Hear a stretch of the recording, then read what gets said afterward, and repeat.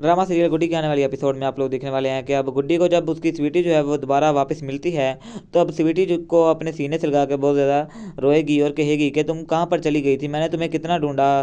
तो अब वो कभी भी उसको अलग नहीं होने देगी। अब अहमद, मुस्कान और इशरत जो है वो बहुत ज़्यादा डर जाएंगे। वो कहते हैं कि ये जो तुम जादू टूना करवा रही थी ना, तो ये सिर्फ और सिर्फ स्वीटी की वजह से ही हो रहा था। अब तुम्हारी खाला ने अब हमारे ऊपर जादू टूना जो करवाया हुआ है ना, अब मैं उसका तौर ऐसा निकालूंगी कि अब वो याद रखेगी। लेकिन असल में ऐसा तो कुछ भी नहीं हुआ था, कि उसकी खाला जो है वो तो यही चाहती है कि अब सब कुछ जो है वो नॉर्मल रहे और कभी भी हमारे दरमियान जो है वो लड़ाई ना बने।